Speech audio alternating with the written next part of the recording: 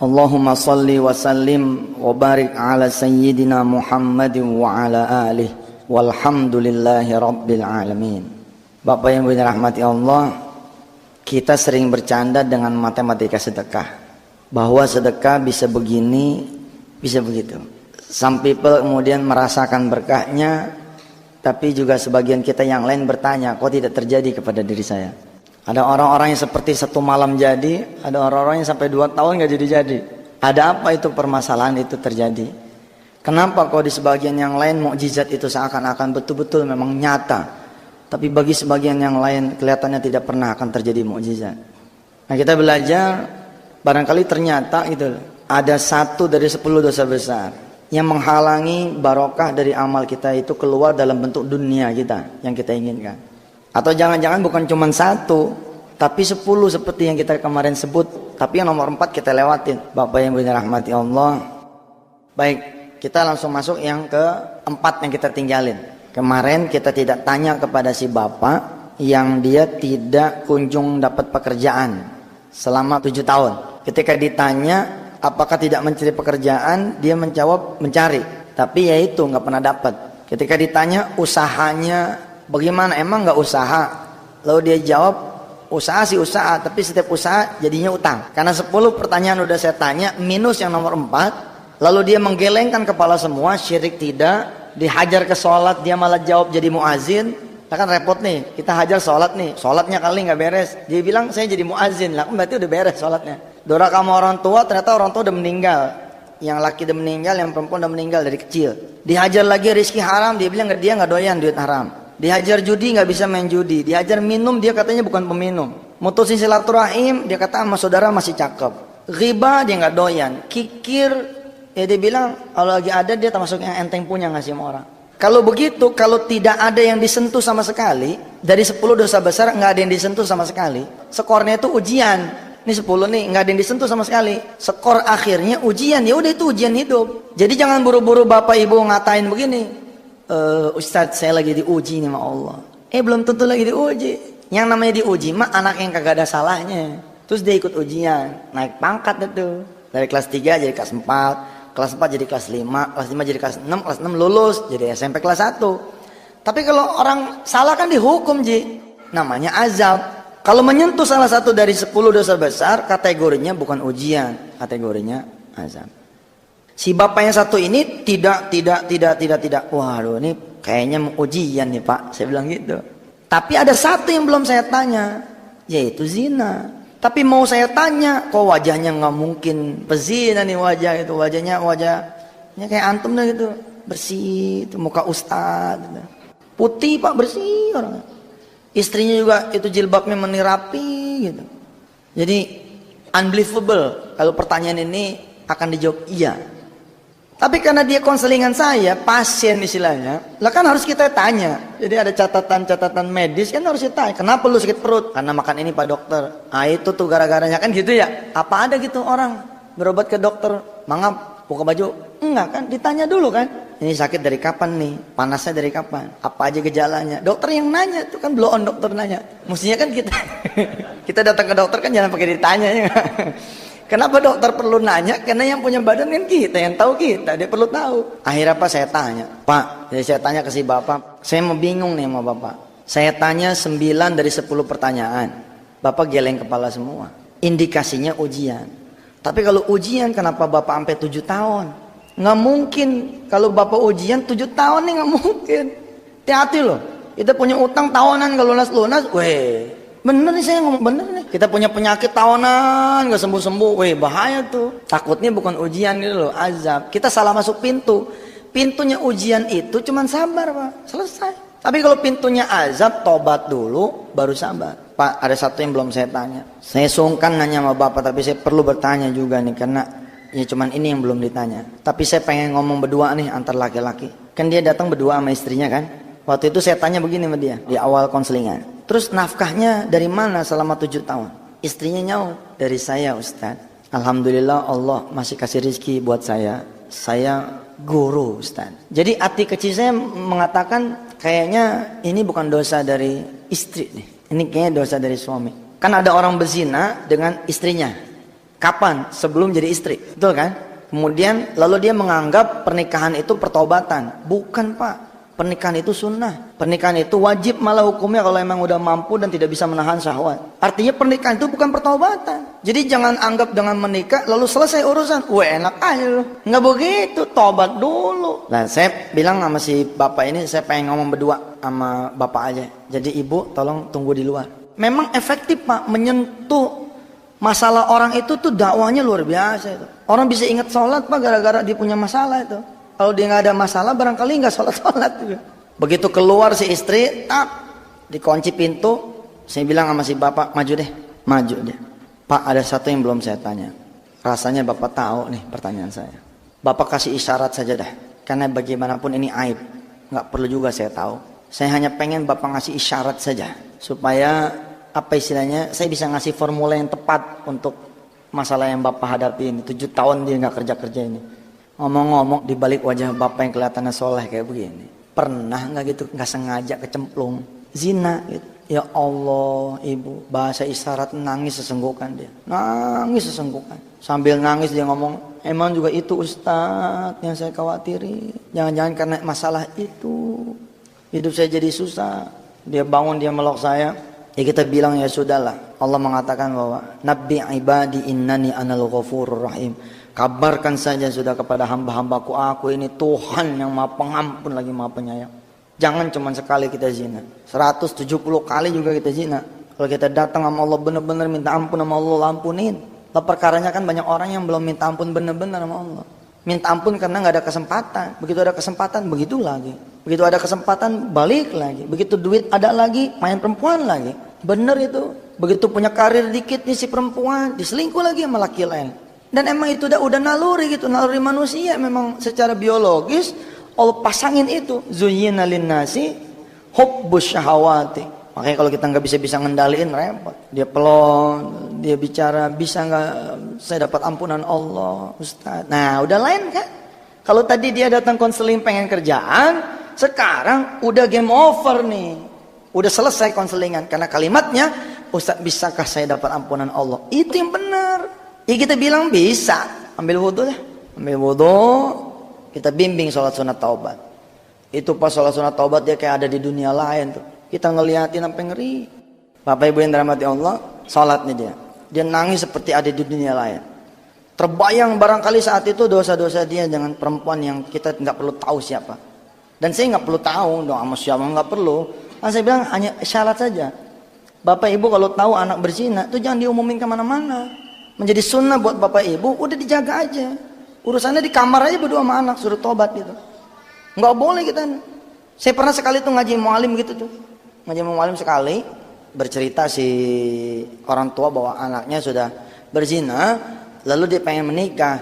Apakah saya harus menyuruh anak saya terus terang sama laki yang baru ini, sama calon suaminya atau gimana? Kata mu'alim, kubur selamanya. Nggak perlu itu orang lain tahu. Allah sudah menjaga rahasia kita, jangan sampai dibuka. Dan ternyata hadisnya ada itu.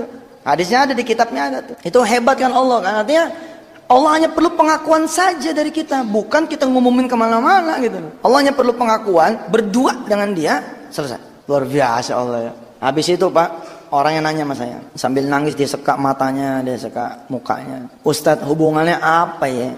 Hubungannya apa kata dia? Zina sama ketutup pintu rezeki dia selama 7 tahun. Saya jawab pakai Quran. Itu ada di surah Al-Furqan, surah ke-25 ayat 68. Walladzina la yad'una ma'allahi ilahan akhara wa la yaqtuluna an-nafsa allati harramallahu illa bil haqqi wa la yaznun. Wa man yaf'al dzalika yalqa athama. Kata Allah, jangan sampai kita jadi orang-orang yang menduakan Allah, la yad'unam Allah ilahan akhara. Kemudian wala yaqtuluna nafsal lati harramallahu illa bil haq. Jangan kita membunuh tanpa asbab. Sebagian mufassir menerjemahkan la yaqtuluna nafsa ini jangan aborsi gitu kira-kira gitu. Kemudian ada yang ketiganya nih, wala yaznun, dan jangan berzina. Jadi kata siapa? Ustaz, nggak ada larangan berzina, yang ada larangan mendekati zina. Kan ayat yang kita tahu cuma itu doang tuh. wala taqrabuz zina. Mendekati zina nggak boleh mu'tad. Kalau berzina Allah apa-apa. Lah bagaimana lo mendekatinya udah nggak boleh berzina? Sebab dia kata nggak ada ayat yang langsung telak ke masalah zina. Nih ada buktinya. Dan jangan berzina. Apa akibatnya kalau berzina? Wa may yaf'al dzalika yalqa athama. Kalau bahasa saya nih, bahasa terjemahan saya, dia akan dikalungin gitu. Dengan kalung yang namanya kalung kesusahan. Oh Masya Allah, kalau bukan Allah yang ngelepas Pak, nggak bisa itu lepas itu. Bahkan kata Allah, yudha'af lahul adzabu yaumal qiyamati wa yakhlud fihi muhana. Merinding kamu kata Allah, karena aku akan melipat gandakan. Widih, kan main. Akan dilipat gandakan. Apanya yang dilipat gandakan? Siksaannya. Lah Pak emang gak punya kerjaan, gak kesiksa tuh batin? Lah kesiksa Pak. Sama mertua kita serba salah. Lah saya ngalamin tuh. Lama saya juga, sampai sekian bulan itu. Kita nggak pergi salah. Ngalamin Pak, siksaan tuh ngalamin. Nah yang begitu itu kata Allah, yudha'af lahul adabu yaumal qiyamah wa yakhlud fihi muhana. Aku akan lipat gandakan nanti di hari akhir nanti kata Allah. Bahkan kata Allah, wa yakhlud fihi muhana. Aku akan hinakan sehina-hinanya. Masya Allah. Makin nangis nih orang.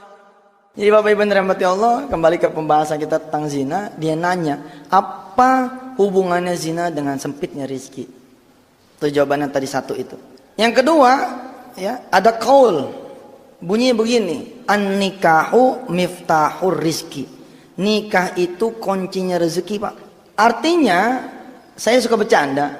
Maaf nih ya, namanya kita udah dewasa ya kan. Kemaluan laki-laki itu kunci Pak. Kemaluan perempuan itu pintu. Istilah ibaratnya begitu. An-nikahu miftahur rizki. Nikah itu kunci rezeki. Pakai dah kunci pada yang bukan pintunya. Kira-kira ini mah kira-kira kebuka nggak? Nggak bakalan kebuka. Nggak bakalan kebuka. Kotrek. Patah. Kalau kita paksain patah. Kalau rizki udah patah berapa? Siapa gitu kalau gitu yang matain rizki? Siapa coba?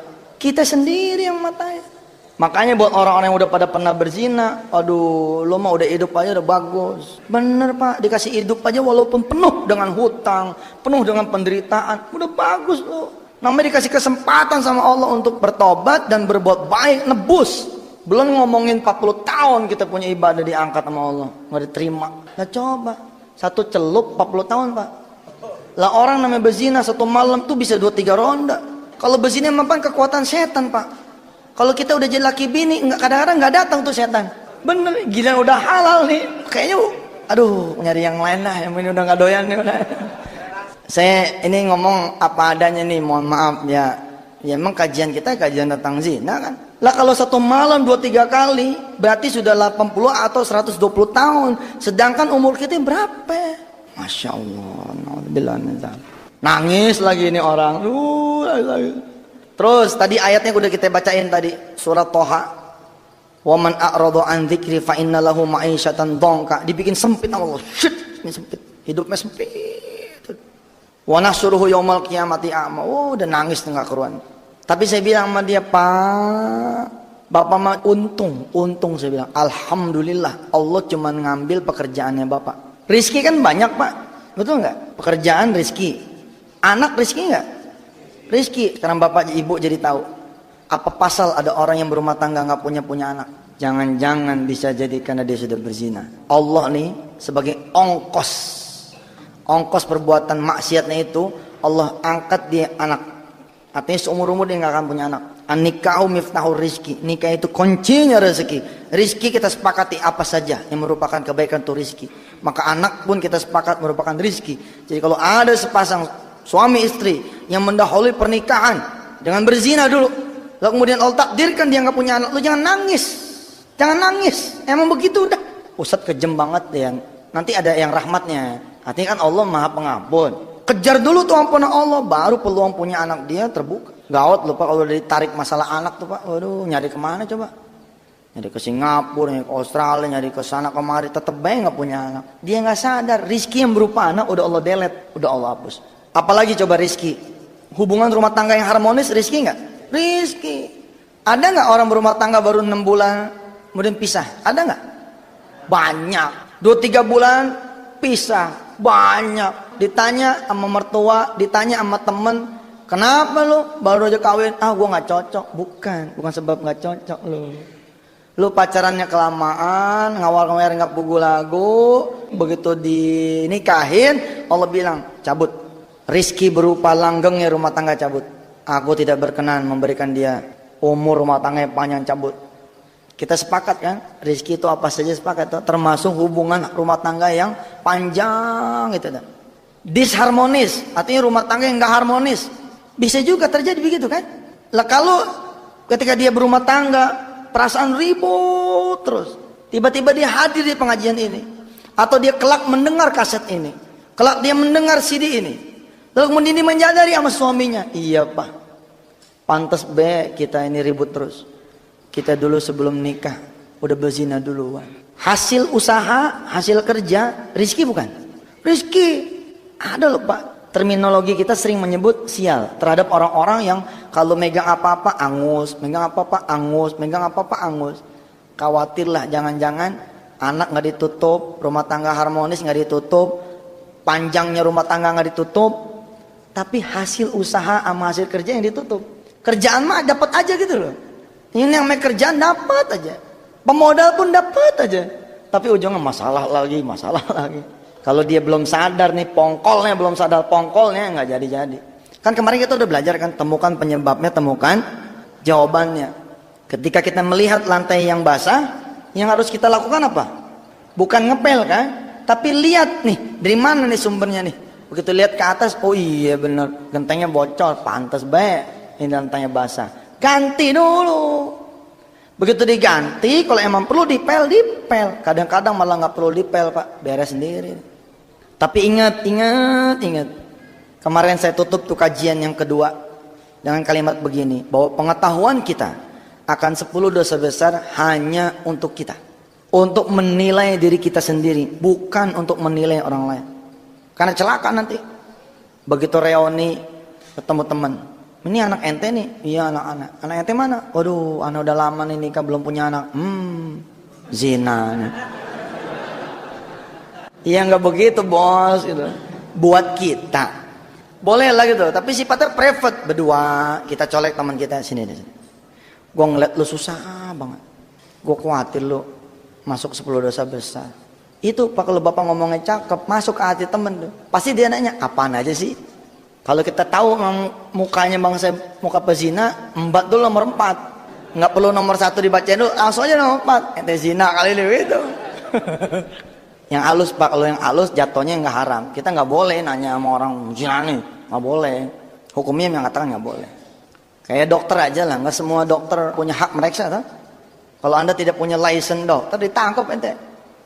Buka praktek kira-kira begitu, jangan sembarangan juga, ada kompetensi masing-masing wilayah. Jadi fenomena kawin cerai fenomena baru kemarin diberitain Agustus. Jadi Desember dicerai. Lalu kemudian menyatakan di depan TV, menyatakan di depan teman, menyatakan di depan saudara bahwa ternyata ada sifat-sifat dia yang saya tidak cocok. Ternyata baru ketahuan sekarang. Bukan. Itu mau asbab aja, wasilah aja gitu. Aslinya dicabut sama Allah. Celaka tuh pak. Cerita selanjutnya saya nggak paham. Apakah dia kemudian mendapatkan pekerjaan atau tidak, saya nggak paham. Tapi yang menarik pak, malam itu juga datang kepada kami seorang anak muda. Wah, begitu duduk, saya tanya sama nih anak. Ente masih muda begini, masalahnya apaan? Ustadz, bahasa dia nih, kalau saya nggak punya masalah, masa iya saya datang ke sini? Ya udah cerita cepetan, masalahnya apa? Udah malam nih. Ustadz, saya cuman sopir Ustadz. Waktu dia nyebut cuman sopir, marah tuh saya. Oh ente emang ya nggak bersyukur ya. Banyak orang pengen kerja apa saja walaupun tidak digaji, yang penting kerja, ada eksistensi. Ente udah dikasih kerjaan sama Allah jadi sopir, ngomong aneh cuman sopir. Wah nggak bener nih. Udah pulang lah, masalah ente mah cuma satu, kagak syukur. Bener pak. Terus iseng saya tanya, gajinya berapa jadi sopir? Emang kurang jadi sopir gajinya? Tuh dia jawab, gaji anak 2,8. Wih. Apalagi 2,8 lu jadi sopir 2,8. 2003 loh pak waktu itu kita ya. 2003. Sopir 2,8 masih teriak. Tapi saya bingung sih bang. Emang ada sopir 2,8? Anak kerja 2 tempat saya.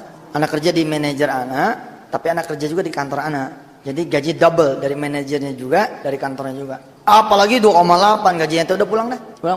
Ente mah cuma kurang syukur. Enggak ada masalah, ente mah cuma kurang syukur aja dah. Sono terima. Masih banyak saudara-saudara ente yang malah belum kerja apa-apa. Lagi ente mah jadi sopir gue 2,8, Masya Allah. Dia nyaut. Tapi Ustaz, saya lulusan UGM. Begitu dia nyebut lulusan UGM, saya suruh duduk. Duduk. Berarti ente emang masalah. Lo yang bener aja Pak, lulusan UGM jadi sopir. Kira-kira kalau kita jadi orang tuanya juga nggak redo kita juga. Bohong aja lah. Ada yang ngomong gini, Ustadz sing penting kerja. Bohong. Perasaan hati kecil kita sebagai orang tua juga akan ngomong, ngapain lu gue sekolahin tinggi-tinggi kalau cuma jadi sopir aja mah. Bukan saya ngecilin pekerjaan sopir, maaf saya salah ngomong nih. Artinya saya beristighfar, mudah-mudahan Allah nggak, kita punya maksud nggak begitu dah. Bukan meremehkan pekerjaan. Cuman saya pikir dia nyebut nih, yang menarik kita belajar disebut ujian kapan? Kalau masanya tidak terlalu lama. Namanya orang SD 6 tahun, ujiannya berapa hari? 6 hari. SMP 3 tahun, ujiannya berapa hari? 3 hari. Kalau ente sekolah SD 6 tahun, ujiannya 6 tahun juga. Sekolah apaan tuh? Lah tiap hari ujian gitu. Walaupun sih kalimat Allah mengatakan Tabarakalladzi biyadihil mulku wa huwa ala kulli syai'in qadir alladzi khalaqal mauta wal hayata, gitu kan, liyabluwakum ayyukum ahsanu amala.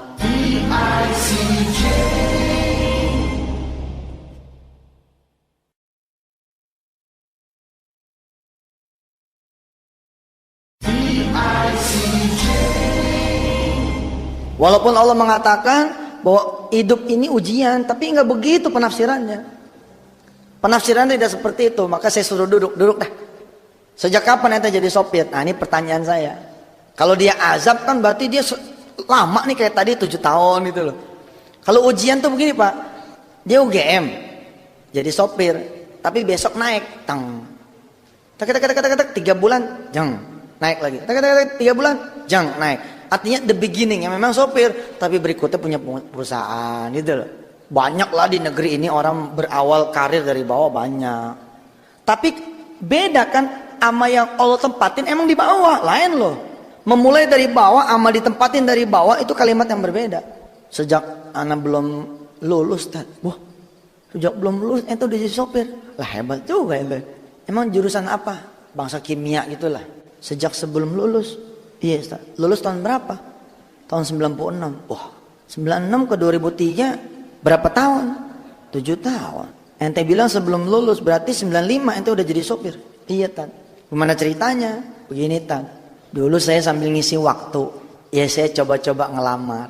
Tadi terimalah saya sama si A. Dulu belum jadi manajer nih si A. Jadilah saya sopirnya si A itu. Nah begitu lulus kata si A supaya dapat gaji double loh, siniin ijazahnya. Dikasihlah ijazahnya, masukinlah ke BUMN itu, diterima karena dia punya akses, ditempatin juga di situ. Masih tetap jadi sopirnya dia, sampai hari itu jadi sopirnya dia. Pak, kalau kita lihat kan nggak ada yang salah nih. Kalau kita lihat apa coba yang salah? Nggak ada yang salah. Ya emang begitu nasibnya. Kira-kira kita akan ngomong begitu kan? Emang begitu nasibnya. Ternyata bukan Pak. Menarik buat saya. Ini udah skenario Allah banget nih. Allah emang nyudutin ente di situ nih. Syek. Wa nahsyuruhu yaumal qiyamati a'ma. Sebelumnya apa kata Allah? Fa innalahu ma'isyatan dongka. Dibikin sempit sama Allah. Nggak dibikin laku tuh ijazah UGM kecuali di situ. Karena yang datang anak muda, lah itu yang saya bilang tadi. Nomor 4 aja langsung kita tanya. Nih, baca. Nomor 4 nih ada tulisan apaan tuh? Maksud saya pengen ngomong begini, jangan-jangan ente zina nih gitu. Di luar dugaan saya, ini anak ngomong begini, pantang set anak zina. Wah, bukan zina. Apaan nih? Ya karena bukan zina kita teliti lagi kan Sat, dari 1. Kita teliti lagi dari 1. Syirik, ninggalin sholat, durhaka sama orang tua. Yang hebat Pak dari ini anak muda, 10-10-nya digelengin kepala semua sama dia. Nggak mungkin saya bilang, nggak mungkin ente nggak kena salah satu, nggak mungkin. Pasti ente nggak jujur nih. Jujur Sat, aneh enggak bener. Aneh sama orang tua rapi, sama rezeki haram ya, anak pikir udah punya penghasilan 2,8. Anak mah cuman gini, kata dia. Kenapa hidup anakku cuma jadi supir? Anak nangis, kadang-kadang kata dia ini, anak pengen ngebahagiain orang tua dengan pekerjaan yang membuat dia menjadi terhormat gitu loh. Namanya anak lulusan UGM makan, kalau tanya sama saudara-saudaranya, anak lu kerja di mana? Anak saya jadi sopir. Tapi begitu ditanya, bagian apa? Sopir. Orang tua mana pengen bangga? Ya 1000 kali sih ada orang tua yang nggak apa-apa, penting kerja. Tapi kan lulusan UGM gitu loh, teknik lagi. Karena ini 7 tahun, wah pasti ente bukan ujian, ente azab nih. Tapi aneh, masa nggak ada sama sekali yang ente sentuh? Kecuali ente bohong, enggak bohong. Lah, kemudian saya ingat teori tentang kunci patah tuh. Oh iya nih, gitu sate dulu ya. Gini, sini. Ini dekat, kuncinya sih emang gak patah, tapi barangkali grepek, somplak. Kita punya motor Yamaha pak, adik kita motornya Honda. Karena kita buru-buru, main sabet aja nih kunci, masukin nih. Kan nggak masuk tuh, tapi kita paksain. Dua-duanya dol pak. Lah lubangnya dol, kuncinya juga dol. Rusak di grepek, namanya gue grepek, patah sih enggak tapi grepek. Keburu sadar, oh iya ini bukan kuncinya nih. Keburu sadar, paham tuh kalimat saya. Ada orang-orang yang sadar, begitu sadar ya dia tuker lagi pakai kunci aslinya, masih jalan pak. Tapi udah terlanjur tuh kunci aslinya grepek, lubang kunci dia punya motor grepek, kira-kira begitu pak. Paham ya? Dia nunduk ya. Dengan bahasa isyarat dia nunduk, paham saya. Oh iya kena nih dia. Maksudnya apa? Bezina sih kagak, tapi mendekati zina. Kenapa saya hajar ke situ? Saya khawatir nih. Oh iya nih, saya tanya udah kejar, ente zina sih enggak, tapi kalau mendekati zina gimana? Dia tegakin kepalanya terus dia jawab, iya Ustadz, kalau mendekati zina sih iya benar. Terus saya bilang, kenapa lu nggak bilang dari tadi? Apa jawaban dia? Lah Ustadz kan nanyanya zina. Lah zina mesti enggak, pantangan kita. Lah ada pak anak muda pantangan tuh. Pokoknya kalau udah urusan yang satu itu pantang, tapi serempet-serempetannya nggak mantang. Bahaya itu, bahaya. Ini silokannya begini pak, siloka. Bapak punya mobil dan punya tagihan 30 bon. Masukin perempuan di mobil bapak. Nggak ngapa-ngapain, tapi cuman ada ser gitu. Nggak ngapa-ngapain, tapi ada nih ser gitu. Pak, bon bapak hilang nih 5. Bapak cuman bisa nagih 25. Minggu besok naikin lagi nih perempuan yang sama, megang. Lebih dari ser, megang 10 bon hilang. Minggu besoknya lagi berani ngerangkul 15 bon hilang. Berani nyium 15 bon hilang. Minggu besoknya lagi berani ngamar, tapi belum buka baju, ngamar doang 20 bon hilang. Minggu besoknya lagi naik nih, meningkat, ya kan tambah jago. Buka baju, lanjang dua-duanya, tapi tidak terjadi persetubuhan, 25 bon hilang. Tinggal 5 nih. Begitu dia berzina pak, tokonya hilang. Paham tuh? Perbuatan dosa ditumpuk demi ditumpuk, ya gede juga. Dia cerita saban malam minggu dia keluar sama si A, minggu besok keluar sama si B, minggu besok keluar sama si C. Ya habis rezeki dia. Anda ini logika nih, andai dia berzina saat itu, jangan kan naik itu loh karirnya. Sopir juga kagak tuh, bener itu. Untung dia masih selamat tuh, yang saat itu masih kejaga, masih jadi sopir dia. Alhamdulillah ini. Hati-hati, apalagi di sini masih banyak anak muda. Ada adik-adik saya juga. Perhatian. Kalau sampai lu pada hidup susah, mah bohong dah. Kalau hidup mah bener mah juga nggak bakalan susah. Alah Ustadz so tahu, saya kan ngalamin. Ana nih yang ngalamin sendiri, kata orang-orang yang saya kasih tahu nih.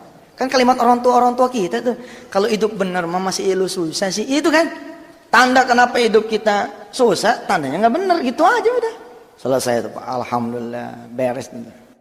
Ya ayyatuhan nafsul mutmainnah, irji'i ila rabbiki radiyatan mardiyah, fadkhuli fi ibadi wadkhuli jannati. Tinggal Bapak Ibu mikir dah pribadi-pribadi masing-masing. Kalau perlu jangan tunggu nanti pulang ke rumah. Iya, belum tentu lo hidup. Memang dirasa dari 10 dosa besar ada yang dilanggar, ya udah tungguin maghrib. Udah mojok aja sana. Tapi jangan diincer pak. Oh dia mojok, oh dia kena nih. Salah lagi aja. Jadi nggak ada yang mau mojok nanti di tengah. Gitu. Tungguin maghrib. Begitu maghrib, bapak sholat berjamaah. Dari sekarang sampai ke maghrib istighfar, dia yang banyak istighfar. Begitu masuk maghrib, ya, bainal adzan wal iqomah, di antara azan dan iqomah itu ada waktu mustajab. Jangan minta yang lain kecuali bapak ibu minta ampun sama Allah. Ngurus masak. Jangan kita pelaku pak, jangan kita pelaku. Kita hidup di dalam rumah kita, ada orang yang punya pelaku 10 dosa besar, itu hancur tuh rumah. Saya ngajari kayak orang jahat ya, tapi itu terjadi loh Pak. Bapak jabatan tangan nih, tanda tangan nih. MOU, surat perjanjian kerjasama. Kita dimodalin sama si A. Nggak taunya usaha kita berantakan, kita bingung. Semuanya kayaknya bener. Tapi ternyata yang modalin kita nih ahli zina Pak. Itu bisa lewat loh usaha kita. Beneran nggak ngomong nih, nggak ngomong bohong. Bapak tahu nggak kenapa bisnis warnet hancur? Wudak, hancur di Indonesia. Boleh teliti Pak, boleh teliti. Saya sih ngomong kejagoan memang. Terlalu jauh saya ngomong. Tapi di mana ada warnet yang tidak dipakai untuk mengakses yang porno-porno? Di mana ada warnet? Hah? Di Indonesia ini, wala fi Jakarta, wala fi kampung gitu, yang tidak dipakai buat akses, memang begitu gitu. Bukan soal sekarang bisnis warnet, bukan, karena dipakai yang begitu. Menjelang maghrib, kita istighfar terus, nggak perlu saya pandu, udah begitu dah. Nanti dari maghrib pas azan sampai iqomat, jangan ada permintaan lain kecuali kita minta diampuni sama Allah. Kalau bahasa Jawanya apa? Kulo nyuwun ngapura gitu ya. Ini separuh saya bilang separuh saya Jawa. Kulo nyuwun ngapura dah begitu. Kita minta ampun bae sama Allah udah begitu. Kemudian maghrib sholat, habis sholat Bapak cepet deh sholat tobat. Aduh Pak, kita belum sempat tobat nih kalau lewat sakratul maut nih, aduh. Saya ngomong kayak begini juga kejauhan juga. Terasa saya paling benar, terasa saya paling suci. Enggak juga Pak. Saya juga masih prihatin dengan dosa-dosa saya. Masih prihatin. Saya punya utang kayak begitu gedenya juga ada riwayatnya itu. Riwayat 10 dosa besar juga sama. Cuman yang mananya rahasia gua aja sama Allah dah. Ya, jangan nanya lu sama gua yang mana tat. Begitu saya buka Quran, tak yang pertama bara'atum minallah ya. Bara'atum minallah. Walladzina ahadtum minal musyrikin. Oh iya benar. Tahu saya dosa saya apa. Habis namanya anak muda kan demen mager-magerin, demen ilmu-ilmu ini ilmu itu, nama anak muda ya kan. Kita jadi pengusaha kecil disuruh, ada teman anak ngomong, "Tat, pokoknya kalau buat magerin ente mah kayaknya Masya Allah dah. Ente kesana lagi. Kita kemakan. Iya juga ya, usahakan perlu dipagerin. Mulailah kita jalan. Coba Pak. Kenapa kita tidak cukup mengatakan hasbunallah wa ni'mal wakil, ni'mal maula wa ni'man nasir, la haula wa la quwata illa billahil aliyil azim. Mudah-mudahan dengan hadirnya sentra-sentra kuliah, saya bisa lagi menyapa masalah, menyapa hajat orang banyak. Dan mohon maaf kepada yang tadi saya sebut, jangan tersinggung. Karena memang saya kepengen saya bersih itu. Yusuf Mansur bukan segala-galanya lah. Bukan berarti lo nemuin gue juga bakalan selesai urusannya. Nemuin Allah baru selesai semuanya. Bahwa saya sudah manggil anda kemari, sudah bersilaturahim. Ya itulah keuntungan kita sebagai sesama muslim. Kita udah bisa silaturahim. Masalah solusi malah kapan aja insya Allah Allah kasih kalau memang udah waktunya mah. Baik ibu bapak dan Allah, kita tutup pengajian kita dengan membaca doa kafatul majelis. Silakan nanti merenung masing-masing. Silakan nanti beristighfar masing-masing. Silakan nanti berdoa untuk keperluannya masing-masing. Hanya ada anda dan Allah berdua. Semoga Allah mengampuni anda dan mengampuni kita semua yang ada di sini. Dan mudah-mudahan yang mendengar nanti lewat kajian kaset atau CD, mudah-mudahan Allah bukain juga segala pintu rahmat bahwa kita berlindung jangan sampai kita kena. Kita berdoa jangan sampai anak keturunan kita kena dosa-dosa besar juga. Mudah-mudahan dah. Subhanakallahumma wa bihamdika astaghfiruka asyhadu an la ilaha illa anta astaghfiruka wa atubu ilaih. Terima kasih, mohon maaf kalau ada salah-salah katanya. Assalamualaikum warahmatullahi wabarakatuh.